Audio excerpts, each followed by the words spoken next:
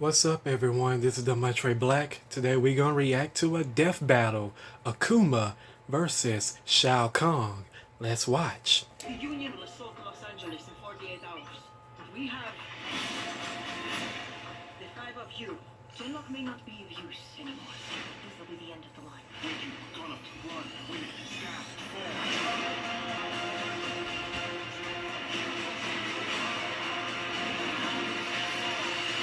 If I'm gonna die, I'll go down fighting. Then show us.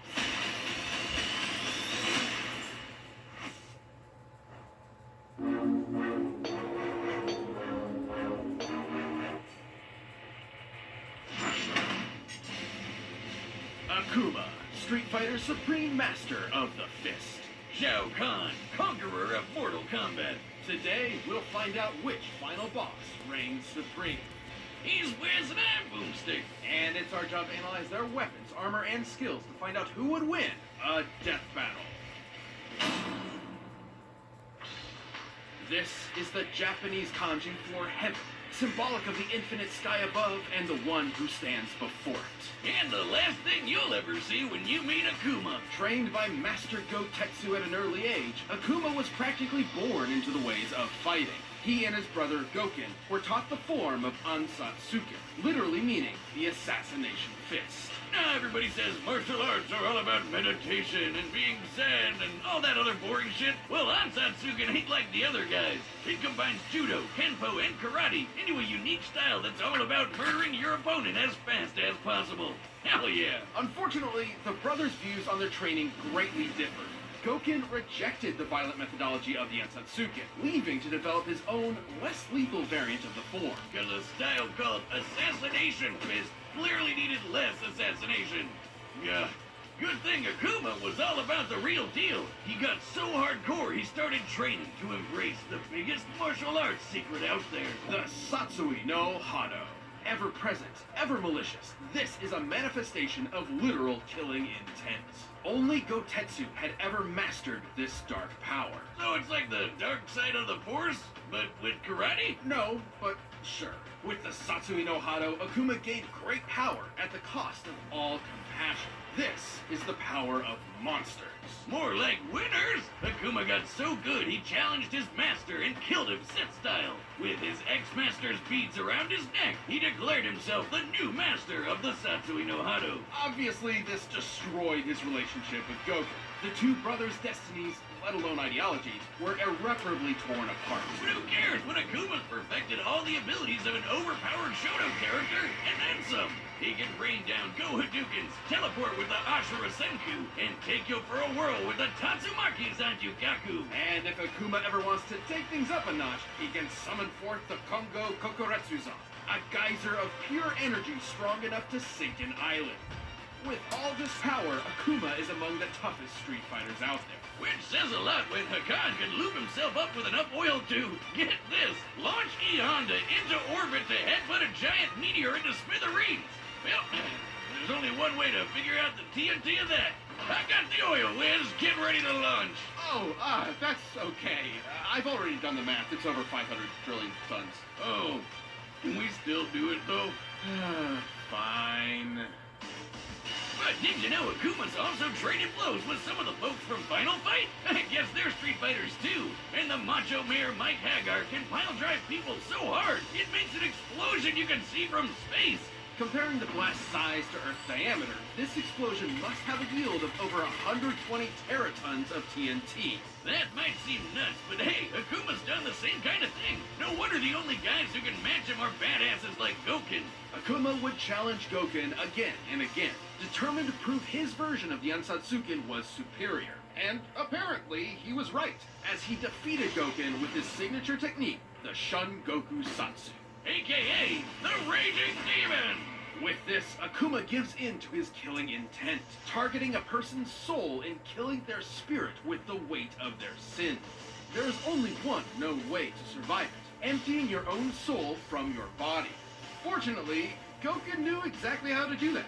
Speaking of souls, this guy Nakali once tried to take Akuma's by devouring him, but not being into war, Akuma just blew him up instead. He's so powerful, defeating an opponent takes less effort than smacking a baby. No, not that Akuma would ever do that. No, I'm serious, he never point because despite the whole zero compassion thing, he has a weird code of honor. It's not compassion at all. To Akuma, fighting is a sort of religion, and respecting the art is more important than anything. He'll spare those with an unfair disadvantage, and those whom he deems respects martial arts like him and can improve. In this way, he sort of became an unwanted mentor for Goken's student Ryu. Hey, he's not a total killjoy. He did befriend Elena. Well, more like Elena befriended him, but whatever. But should you disrespect the art of fighting, Akuma will not hesitate to murder you as disrespectfully as possible.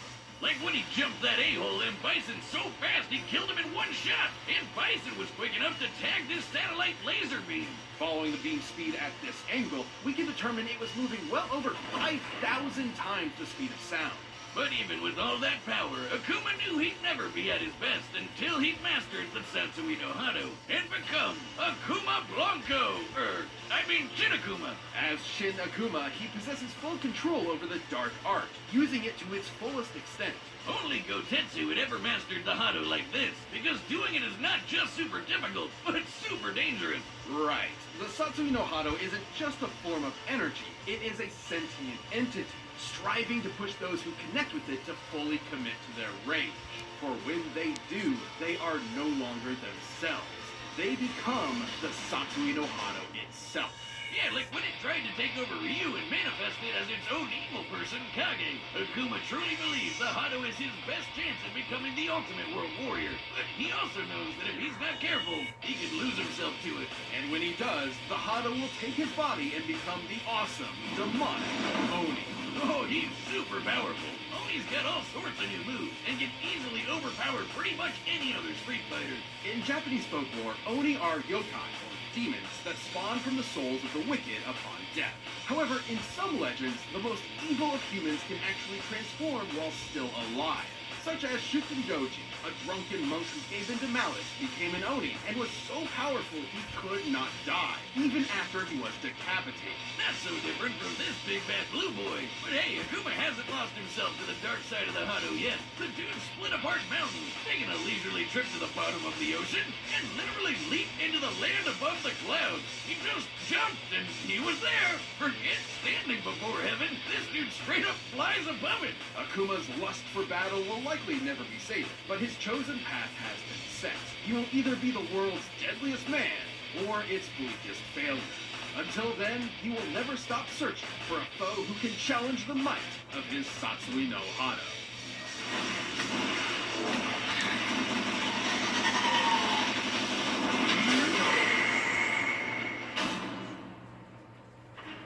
The realm of Outworld is a twisted, barren wasteland where only the strong survive. Definitely at the bottom of my list of places to go when I retire, and it's all thanks to the tyrannical ruler, Shao Kahn. Thousands of years ago, Shao Kahn was an advisor to the Dragon King, Onaga.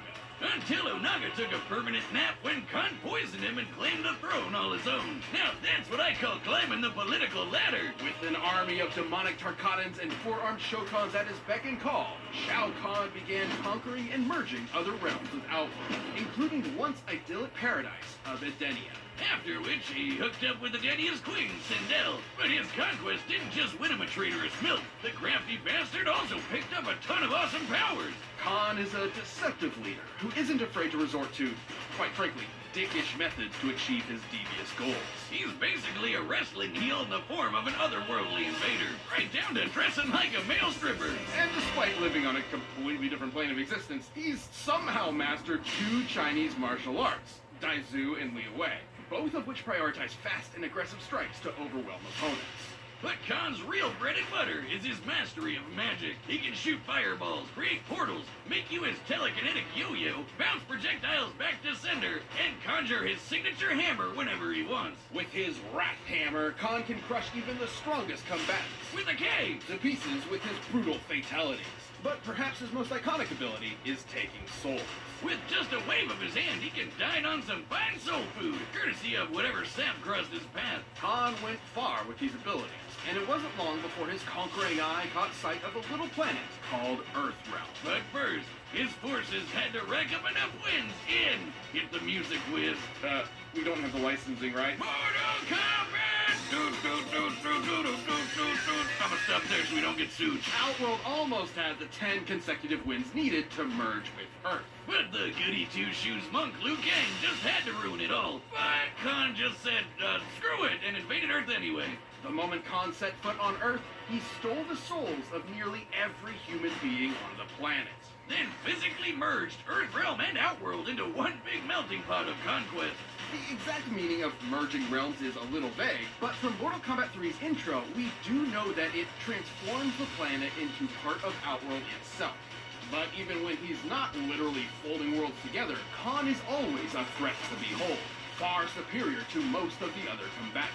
He's a cocky asshole, but damn, he sure knows how to get stuff done. He's one-shotted Johnny Cage and Sonya Blade, survived being impaled, broke Kotal Khan's back, and has consistently surpassed the likes of the Thunder God, Raiden. Oh, being all thundery is as fast as lightning. Khan could even hold his own when Raiden held the power of all the Elder Gods. For context, the Elder Goddess Cetrion can grow as large as a planet and fire this hyper-fast laser, which, comparing its speed to the curvature of the Earth, can smite mortals at 2% the speed of light.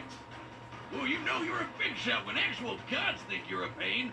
Look at him go! And don't mistake powerful with invincible. Khan's might is only matched by his arrogance. Yeah, he really does love to hear himself talk, even when it leaves him totally open. I guess he doesn't consider the consequences of his constant taunting. Is that your best? I thought it was funny. You suck. Moving on.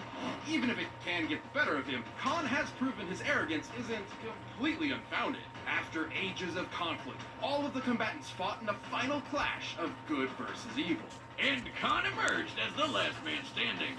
It was there that he defeated Blaze, an all-powerful elemental who threatened every realm in existence. Luckily for the good guys, Raiden had a way to basically go back in time and try to stop Khan from winning in the first place. That's right, Khan was such a big threat, the only way to beat him was a complete do-over. And even with that victory now a non-existent memory, Shao Kahn will never relent.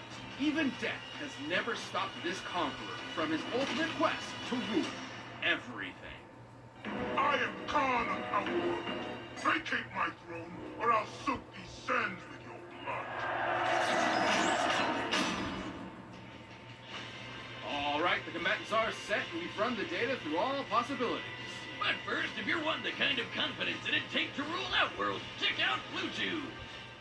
This episode was brought to you by Blue Chew. Here's a life hack for you. Confidence will take you far. And that's why Blue Chew delivers the same active ingredients as Viagra and Cialis in chewable tablet form right to your door. Yep, and did we mention you can get Blue Chew's tablets at a fraction of the cost of those other guys? Getting ready to go is simple. Just sign up at BlueChew.com, consult with one of their licensed medical providers, and once you're approved, you'll receive your prescription within days. Plus, it's all done online, which means no more awkward conversations with your doctor or waiting in line at the pharmacy. And you can take Blue Chew anytime, day or night, so you can plan ahead or be ready whenever. So if you can benefit from extra confidence when it's time to perform, Blue Chew can help. And we've got a special deal for you. Try Blue Chew free when you use our promo code BATTLE at checkout. Just pay $5 shipping. That's BlueChew.com, promo code BATTLE to receive your first month free. Visit BlueChew.com for more details and important safety information. Thanks for sponsoring the show, Blue Chew. But right now, it's time for a death battle! Die 1,000 deaths!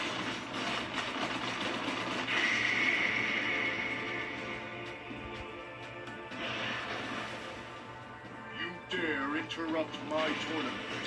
Another fool seeking my throne. I only seek your life.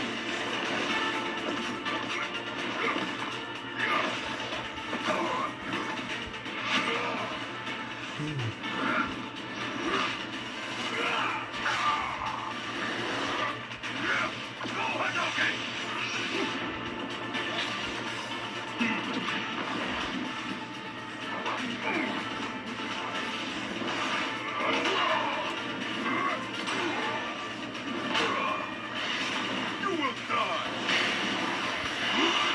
Death is beneath me!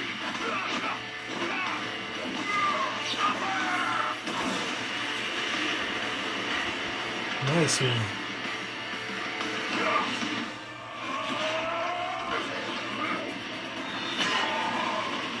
Ooh.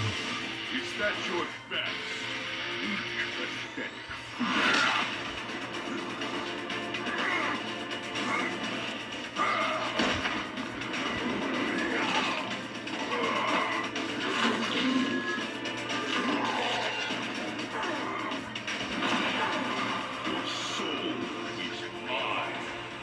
No, Satsui no Hado.